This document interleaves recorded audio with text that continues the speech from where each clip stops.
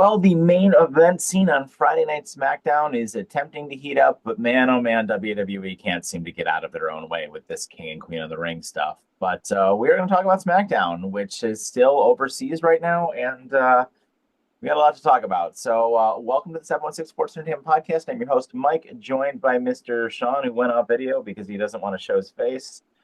And let's break it all down. So, Sean, how are we feeling about SmackDown and how it leaves everything, I guess, a little less to be desired? I think that you put it best by them not being able to get out of their own way. I mean, WWE, especially when it comes to the Friday night show, has planted some actual decent seeds as far as some different stories and all that. Mm-hmm. But then it's like they can't figure out how to make those seeds grow. In honor of it being spring, we'll use spring analogies. Like so many good stories that they could do, and then they pivot them in like such weird ways, which we'll talk about during the show here. And I just want to mention it real quick because I don't think we'll talk about it very much because it was just a segment. But why are we doing Miz and Danhausen again? Yeah, I kind of assumed that that was done, but we'll get to Like, that in a little bit. yeah, I just don't understand. They go back to the well on things too much, and that's what ends up killing things. You know what I mean? I think the Danhausen thing is going to be like one of the least threatening things about this show, to be completely honest with you. But I don't know. So we had Gunther came out to open the show to I don't know, to pull the same thing that Drew McIntyre and Kevin Owens both pulled when they had their storyline with Cody Rhodes, where Cody Rhodes won because he's quote unquote the WWE's golden boy, foot under the rope, foot on the rope, whatever you want to call it, right? This is the third time we've recycled this story with Cody Rhodes. And I don't want this to come off as completely negative because as you know, if you follow this channel, I am a big Cody Rhodes fan, and I don't necessarily blame Cody Rhodes for this. I blame creative because I think the creative is like boring. Like this is literally the third time we're telling this exact story with Cody Rhodes. So Gunther, yeah, the character has every right to be pissed, and the character should be calling on the multiple other instances that this happened. And I liked that Cody, instead of just, being like whatever about it, he kind of came out and agreed with him and was like, yeah, if you want another match, I'll give you another match, which brought out Sami Zayn. And they all kind of, went back and forth on the microphone. And ultimately, Sami kind of called out Cody and was like, look, I'm a threat to your title too. And, I should be coming for that title as well. And ultimately kind of like had all three of them, I guess just kind of in each other's faces a little bit, and ultimately led to fisticuffs coming to be. Gunther gets Cody in the chokehold. Sami attempts to get him out of it. Then they brawl outside. Cody does a ring dive, and Sami gets pushed into the way, and Cody ultimately takes him out. And then Sami is like more upset about that.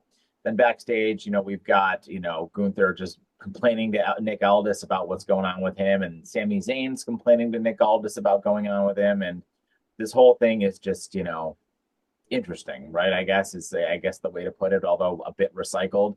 And then they're going to have a rematch, I guess, on June the 19th with Cody and Gunther, which I'm sure Sami will find a way to insert himself into. So they're certainly not, I mean, I know they did it once, but I would doubt that they're going to change the title again like that on, just another show. So I'm almost certain that this is going to lead to something at Night of Champions in about 3-4 weeks from now.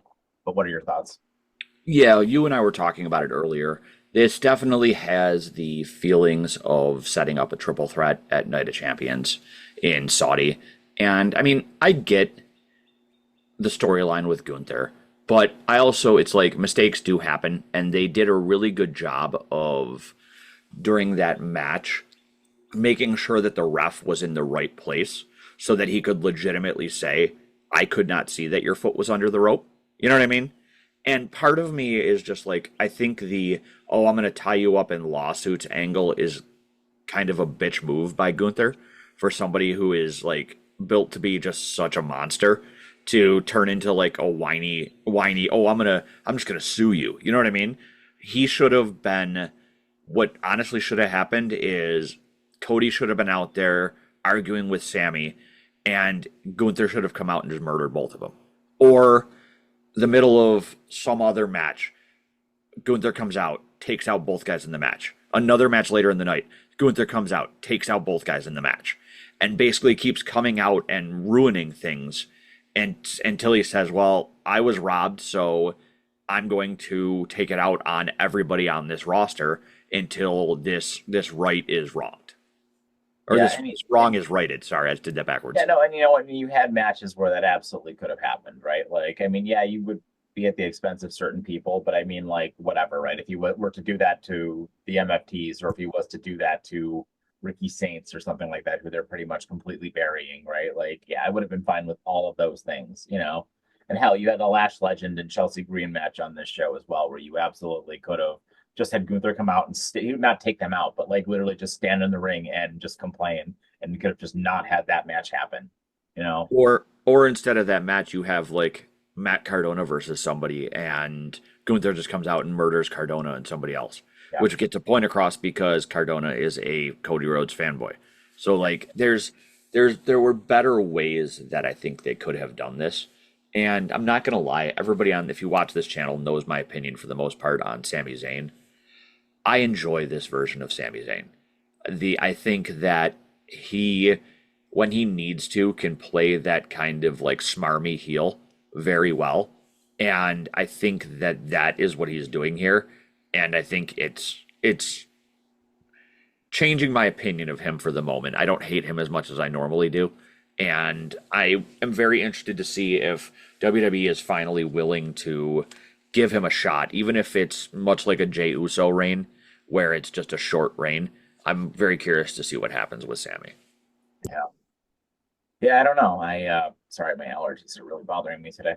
Um, where so we think it's probably going to be a triple threat at the Saudi show, right? Because it's Riyadh season. And how do you book that? How does that finish? Does Cody just leave with the title? Does Cody pin Sami? So first off, get it right. It's Riyadh Season 4, Return of the Mac. But I think that I think there has to be some sort of shenanigans.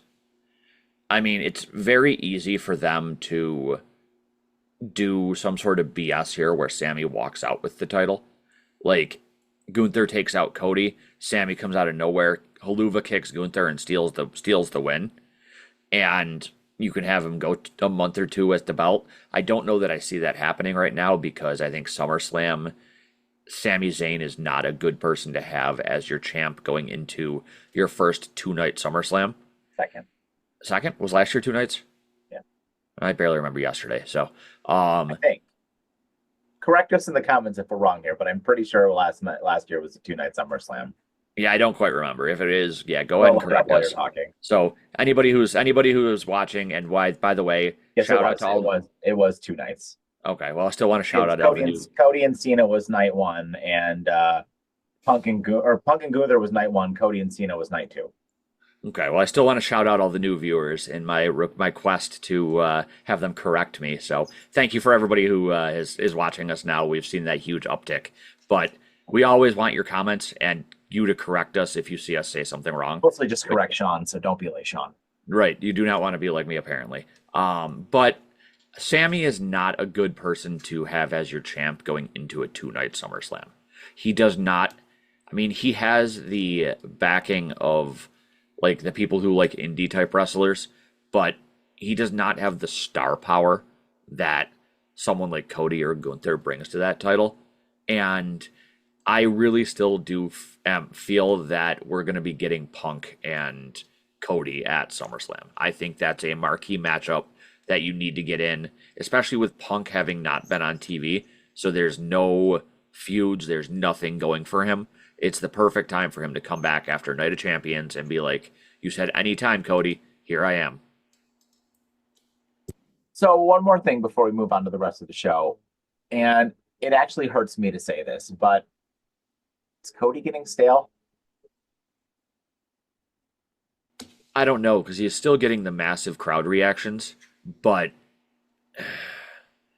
Not with the casual fan, with the hardcore fan.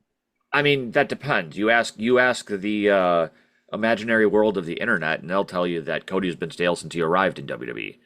Like your wrestling reporters and your 5-star Tokyo Dome matches would say that he doesn't get a reaction, and even though anybody who turns on an episode of Raw or SmackDown that Cody's on can see that the crowds love him and people love him. One of our frequent commenters always mentions how much his kids love Cody Rhodes, and I think that is a pretty large segment of the WWE fandom is kids in that love Cody, and not your. This is a shout out at us as well. I think a little bit your internet neckbeard wrestling commentators that you see on the internet. There's no beard here. Well, I have a little bit because I have no chin, but You need to fix that. but am I wrong though? Like there's always been that segment of the wrestling fandom that just loves to hate on Cody Rhodes, and I've never really figured out why.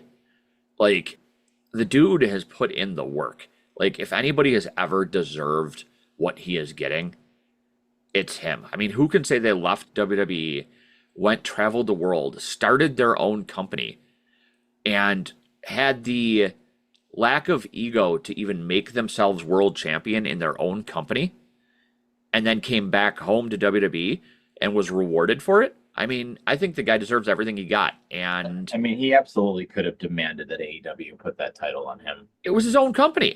Yeah. He very easily could have been like, yeah, I should be the first champion. Yeah.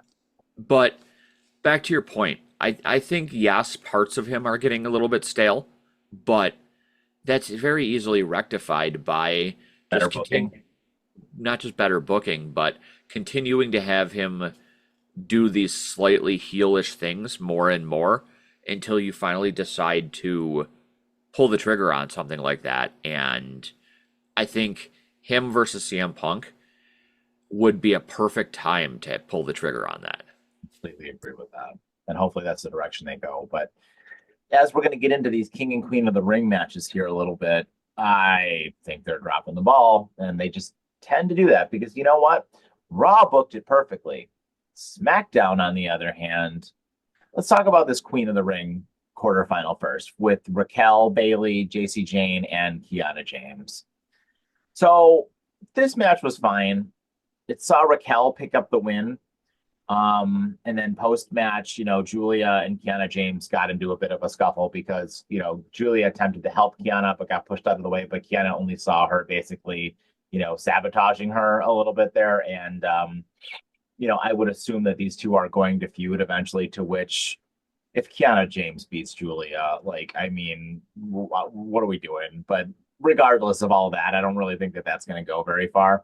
And I do like Julia's new look. I give her props for that. But more important than any of that, why did Raquel win here? What do we gain from having Raquel win here? Raquel is a mid-carder at best. She's a perennial goon character. Nothing against Raquel, but she's not world title material. We saw that as she feuded with Stephanie Becerra for 6 months. 6 months she feuded with Stephanie Becerra. Never got over enough at all to be even remotely considered world champion material. It was such a mistake not having JC Jane win here. An absolute mistake not having JC Jane win here. You had the opportunity to make a bigger star here, and I think you screwed up. I think you screwed up a lot, but I don't know. What say you? So I don't hate the Raquel win. I do think that JC Jane would have been the better choice because for the exact just reason that you said, you have the opportunity to push Fatal Influence to great heights within a quick time of them arriving on the scene. So I do wish that they would have had her go over, but I think we might finally be getting the Judgment Day breakup that we have been waiting for. Sorry, cat walked in front of the camera. The Judgment Day breakup that we've been waiting for, because I still feel that Liv Morgan is going to win her match, and we're going to get Raquel and Liv in against each other. Such a mistake. Yes, but I think that, especially with Finn Balor apparently being traded to SmackDown, I think that that is going to end up being your breakup of the Judgment Day right there. Because we already saw it during that backstage segment where Liv was like, had to make the attention go towards her instead of the fact that Raquel got the win.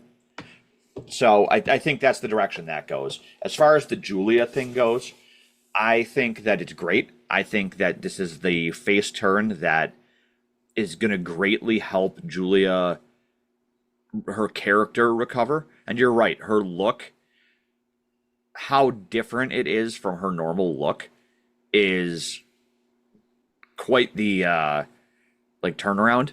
But I think she looked good like this too. And I don't think there's any. I mean, as high as they are on Kiana James, I think you have to have face Julia come out on top. I don't think it makes sense to have Kiana James win. I don't think she needs to as the heel. I think that she can afford to lose the overall feud. But I'm hoping that this is finally the point where we can start talking about Julia and have you not losing your mind about how she should go to AEW. Sorry, WCW. I mean, I still think she should because I don't understand why she's not in the world title picture. Well, But this might be our start to it because she's in one of these quarterfinal matches, right? no, she already lost to Io. Oh, she was in that one. I think it is. I still am of the opinion that it's dumb that they did these as fatal four ways.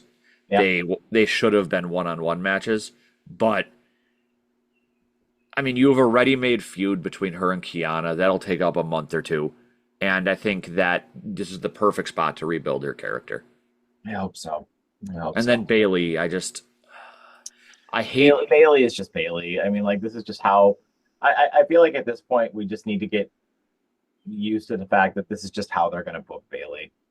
That Bailey is going to be used to put people over. Yeah, at this point, and Bailey is going to be wrestling in AAA too. I saw in like a triple threat tag team match as well. Yeah, she showed up down there, which I So, thought.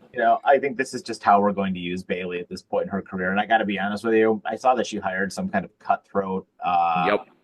person to like represent her and like an agent or something. So I got to imagine if they don't pay Bailey, which they might not, um, with how they've been booking her, that she ends up over in WCW. Well, I mean, considering that TKO has to figure out how to pay Ari Emanuel a bigger bonus, Right. it wouldn't surprise me if they didn't pay her, which would be a humongous loss. I mean, Bailey is one of the best things that WWE has, and I think that you're right, not paying her would be a huge mistake. It also doesn't help them that not only did she pay or hire this like cutthroat, this agent, but she's like best friends with Mercedes Hogan. And Yeah. I think that that could play a pretty big role in her going over to I mean, over to be Ted fair, Turner's wrestling promotion. to be fair, Mercedes Hogan isn't really being booked very well though either. I heard she hasn't even been on TV in a while. She So, came back this week or last week and immediately won. oh, I so She don't got put. watch that. It's so over in WCW. They're currently doing their Owen Hart Memorial Service tournament to take a shot at WWE like they always like to, even though Owen Hart had nothing to do with them. And she came back as the mystery opponent, I believe, for Alex Windsor, and just won out of nowhere. Gotcha. Next, we had Talatonga defeat Royce Keys via pinfall after hitting a chokeslam following a distraction by Tama Tonga. Post-match saw the MFTs beat down Royce Keys while Damian Priest and R-Truth kind of argued about getting involved. This feud kind of just continues until we get to the whenever point where we decide what we're actually going to do with Royce Keys. Are we going to have him, be a part of Solo's thing? Or are we going to have, I mean, is he going to just fall into that bloodline kind of vortex a little bit where we're going to just use him to either go up against Roman Reigns' side or join Roman Reigns' side? I mean, if you get pulled in around Roman Reigns, I guess it's not necessarily a bad thing, but I just am not really sure what they're doing, what our goal is here. We were just building towards the match with him and Solo. Like eventually, is that kind of where we're going with this? Because Solo seems to be all over the place right now. Solo's involved in like everything right now. Got his hand in a million cookie jars. I think that's a credit to what they think of Solo and the fact that they have him involved in so many things. Which, if you look back to when Solo debuted as like the menacing enforcer, whoever thought that he would be where he is? And I love it. I think Solo's hysterical. But I think my biggest thing in regards to the Royce Keys situation is it feels like they have no end game in sight for him. And are we going to get a feud between him and Damian Priest? Is he going to get pulled into the Bloodline stuff? Is something going to happen between him and R-Truth? I mean, R-Truth, we did find out, does have a brother who's a doctor, which we should have known. I mean, it may be a doctorate in thugonomics, but it's still a doctorate. But from the Streets University. But I just wish we had a. Doesn't even have to be a clear endgame in sight for Royce. I think he is too good of a talent to not have a clear picture in mind for what we want to do with him, especially as we're coming into your second biggest show of the year with SummerSlam. Because as much as I love the Royal Rumble, I think SummerSlam is still technically bigger. SummerSlam's a bigger show. And I want them to just figure out what the hell they're going to do with him. Because like I said, he is too good of a talent to be wasted. Yeah, I hope he gets a spot at Hot WrestleMania. So, but yeah, we'll see. Hot WrestleMania. Next, we had Rhea Ripley come to the ring to cut a promo to be interrupted by Charlotte Flair, then Tiffany Stratton, then Jade Cargill and her goons. And this led to a weird impromptu tag team match between Jade and Michin defeating Charlotte and Tiffany after Jade hit Tiffany with Jaded. And I don't even know what to make of this. Like, I guess like you've got your three people. I mean, I know Tiffany's the U.S. champ, but I kind of feel like Tiffany being the U.S. champ is kind of like secondary because I think Tiffany's actually probably too big for that title, to be completely honest with you. But I guess it's not a bad thing because we were kind of complaining a little bit that you don't have enough people around the main event scene on SmackDown. And I think having Charlotte there at least gives this whole thing a lot more credibility, you know? So I'm okay with these three women being around the main event title scene right now. I think that that's okay. Is Alexa legitimately hurt? I don't know. With the way that they haven't had they probably wrote her off because of the way that Jade, she's not actually hurt, but they probably wrote her off based on how Jade beat her down so badly. Yeah. Fair shot. I mean, obviously they probably needed time off. Yeah, true. You have multiple angles that can come out of this. Obviously, it wouldn't surprise me if we saw some sort of multi-woman match for Rhea. I'm a little bit concerned about her talking about her banged up knee. Hopefully that isn't anything major, especially as WWE did a pretty good job of keeping that under wraps, the fact that she was banged up like that. But she was wearing that knee brace, which could be a little bit of a concern. They wouldn't have her come out and start programs, though, if she was not going to be able to defend the title in the near future. Look at Stephanie with her boot. Stephanie Vaquer with her boot for like 3 months. She was doing promo stuff, but not wrestling. But regardless, my point is you have obviously another huge match between Rhea and Charlotte you can do. I think Tiffany is a huge match too because have they faced each other? No, maybe. I don't know. No, regardless. My initial reaction is no. I think that could be great. And part of me feels like Jade is going to transition from the world title picture into taking the U.S. title off of Tiffany. And then we will eventually do the Charlotte and Jade thing too. That's going to be a thing. They've been teasing. Maybe that will be. Maybe after Jade takes the title off of Tiffany, Charlotte will face Jade for the U.S. title at some point. I could see that happening. I could actually see that happening a lot. I could see that happening at SummerSlam. And honestly, if you ended up getting that U.S. title onto Charlotte at some point, I think she could do for that title what Becky did for the one on Raw. Yeah. You have a huge established star as your title holder, because I think that's part of the problem with the U.S. title on SmackDown is who have been your champs before Tiffany? Chelsea Green, Zelina Vega, Julia. Julia and Chelsea Green, because I think she's won it twice, right? Yeah. So, like, you haven't really, as much as I love all of those wrestlers, you haven't really had anybody who is a bona fide star, and I don't think is still either. So I honestly think But Tiffany they're presenting is. her like a star. They are. They're attempting to present Jade like a star. As much as I My don't think she is either, but my problem is I don't know if she brings to the title what someone like Charlotte would. yeah. No, that's fair. We had Lash Legend defeat Chelsea Green by a pinfall with the Lash extension. This was kind of a nothing match. Whatever. I mean, I don't really care much about this. The same thing with Ricky Saints defeating Carmelo Hayes with a tights assisted roll up. Again, what are we doing with Ricky Saints? This seems like such a waste. I know you said you had some stuff you wanted to say on this one, so I'll I let you do. break this one down. So I think that they can actually use this and turn it into something good. I think if we can turn this into what they did with Andrade and Ray Phoenix, or Sheamus and the hell was his name before he became Claudio, Cesaro. and Cesaro. I think, and turn this into like a 7 match series with how good both these guys are. I think that they have the opportunity to use this to make up for the fact that they had Ricky Saints lose twice on his debut. You know what I mean? Yeah. I don't care that he won this one with a rope assisted or with a tights assisted win. I think it's still a win, and it ties them up at 1-1. And I think a multi-match feud would be fantastic for that. Yeah. And honestly, if they ended up doing tag team stuff afterwards for a couple times, like Cesaro and that, and Andrade and Ray, I could get behind that as well. Yeah.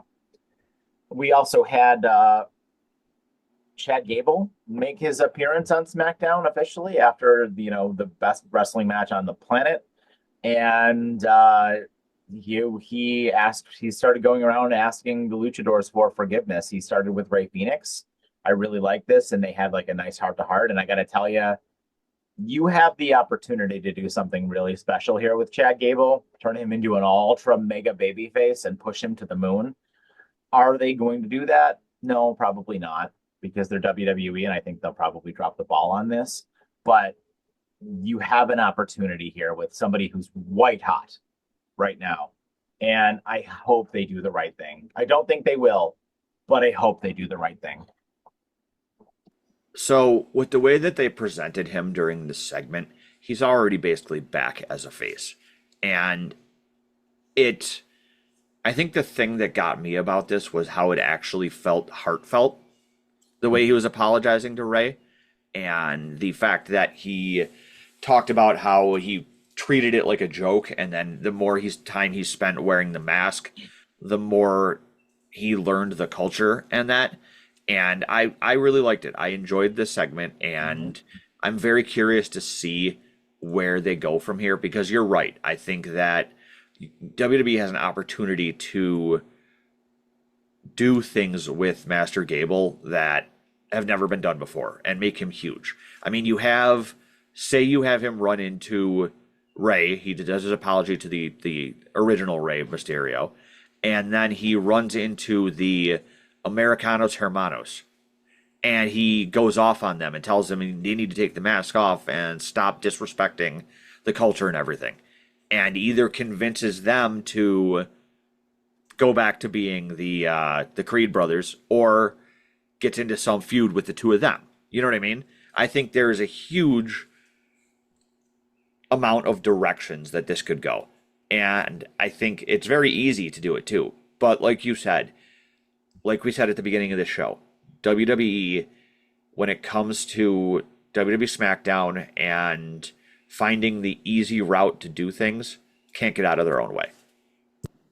Who's the men's U.S. champion right now? Trick. Oh, that's right. So I was going to say that would be a fun spot for Gable as well. Yeah, I mean, I honestly, I think a feud between him and Trick could be really fun too.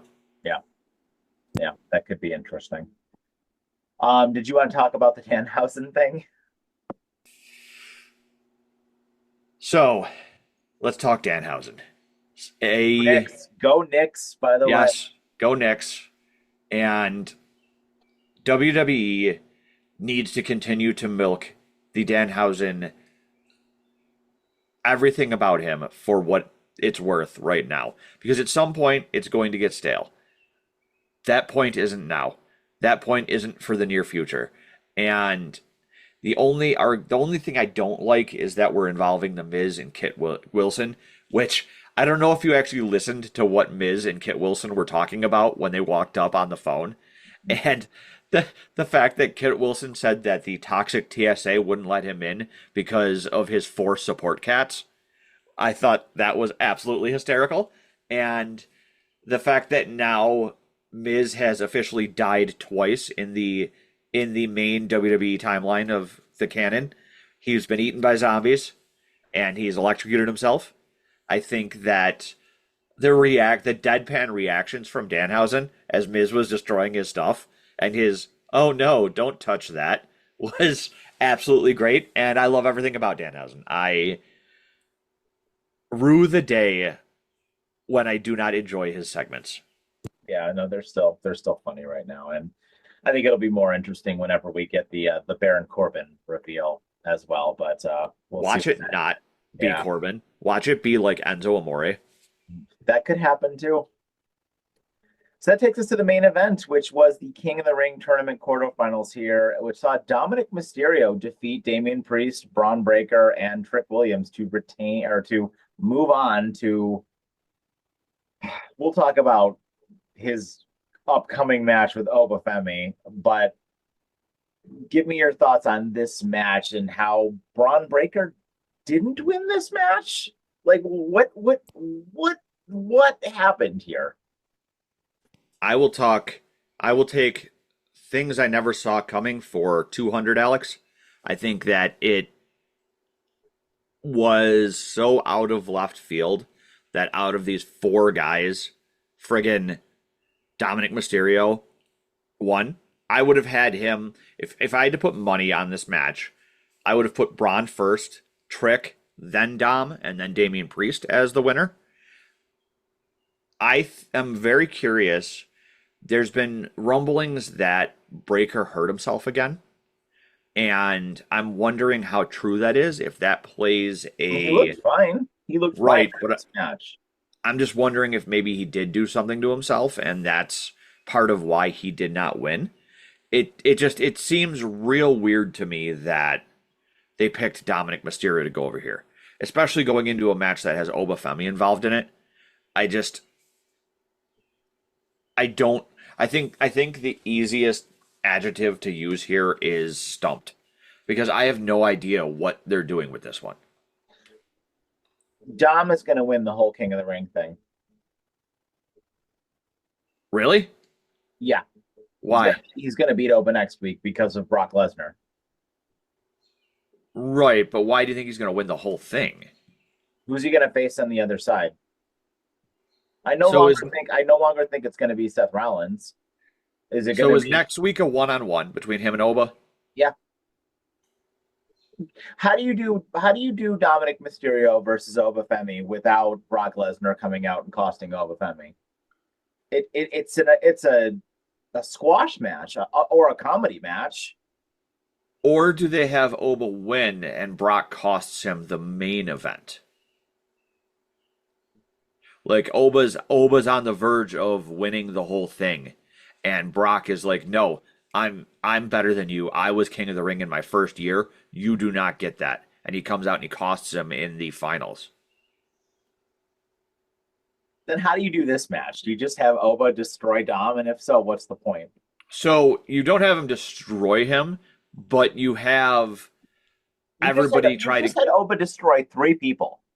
right. Oba ends up winning, but you have like JD McDonough get involved. You have as many people try to get involved for the Judgment Day as you can. Maybe this is where you debut somebody else for them. But real quick question for you. So who we have Seth's quarterfinal left. Who's left in that one? I don't remember. King of the Ring. He's in Seth's bracket anymore. Um,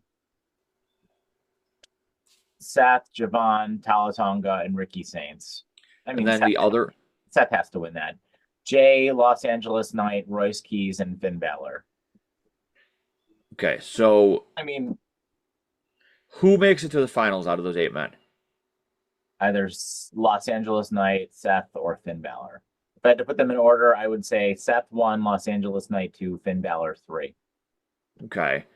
And you have them go up against Oba in the finals. Who is the most believable as your winner if Brock takes out Oba? No, I think you have them go up against Dominik Mysterio I'm just saying, in say the you finals. had Oba make the finals, and that's where Brock costs him. Who who would you put over or put over Oba in that spot? I suppose if you're going to do the Los Angeles Knight Roman Reigns match, I could see that. I that mean, would do you actually that would be a cool thing for Los Angeles Knight to win King of the Ring. But I think I could also see them doing that with Dom. yeah, but does Like, anybody actually do you really want to watch Dom versus Roman Reigns? And That's what I was just We about already to did say. Dom versus Cody. Like I think Roman Reigns, the character, and Roman Reigns, the person, would not want to work with Dominic Mysterio. He I would mean, not. unless He would no. He would think about it. He would not want to lower himself to that. Roman Reigns would not want to lower himself to a comedy match. He wouldn't. yeah, but Would, Dom can wouldn't. bank on the fact that he is a world champion himself and be like, Doesn't matter though. Like he's a comedy character. He's a comedy character. Roman Reigns is too big of a star. Roman Reigns would not want to work with Dominic Mysterio. I see, I slightly disagree. I think the fact that, I mean, he is a partial comedy character, yes, but I think the fact that he is the triple A champion, I think that lends him a little bit of an air of legitimacy that he wouldn't have otherwise. Like, you're not a world champion just by being a comedy character. You know what I mean? Yeah, he won it by cheating though. I mean, I do not see a world where a main event of SummerSlam, probably night one, is Roman Reigns versus Dominic Mysterio. I'm sorry, I don't see it. I agree. I think that it doesn't really make sense. Like that you can't really tell a great story out of that.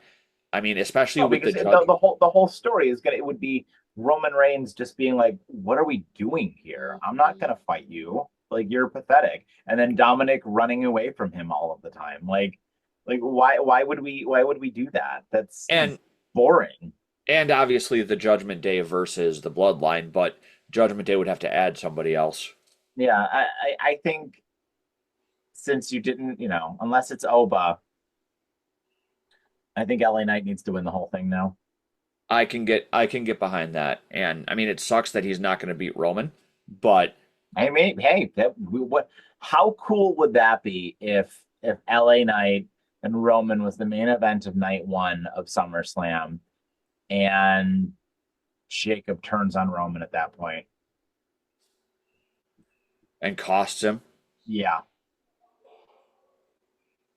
I could get behind that 100%. it'd be fun. I think that it's a much better story than anything we would get out of. And I love Dominic Mysterio for the most part. I think that you can only tell so many stories with him. It's not believable that he would beat Roman No. Reigns. And I mean, like I said, I do believe that being a world champ does add a little bit. It's still not enough to be on the level of Roman Reigns. Yeah, so I guess we'll have to wait and see. Yeah, So that was SmackDown. What was it better? Was it worse? What's your final rating for the show? I definitely think it was a little bit better than some of the more recent SmackDowns. I mean, most of the recent SmackDowns have been almost impossible to watch. This one was at least passable. I think that as the season finale of this season of Riyadh season, it was all right, but it didn't really leave me with anything super memorable. I can't give it anything more than like a C. Yeah, I think it was fine. I mean, I'm glad that we're moving some stories in the right direction. Some of the women's stuff looks like it's moving a little bit ahead. I can't wrap my head around this Dominik Mysterio Obafemi thing for next week. I don't know how or why we're going to do this, but I guess we'll just have to kind of wait and see. Actually, it's probably not next week. I would assume it's in 2 weeks. because we've got two more quarterfinals to do. But the whole thing is very confusing to me. I hope that they do what they can with Chad Gable and do the right thing here, but I don't know. I guess we'll have to wait and see. So with that, my final rating for the show is an emotional support cat out of 5. 4 of them. My emotional support cat walked past the camera. So that's our show, guys. Thank you so much for joining us. As always, we appreciate all of the support, and keep smashing that subscribe button as we now make our way to 4K. And guys, just thank you so much for all of this. We really appreciate it. And keep those comments coming. We love to see it, and it helps us, gives us more things to talk about during these videos. And we love to hear from you guys. So with that, I have been Mike, joined by Mr. People's Champ. Have yourselves a fantastic day and take care.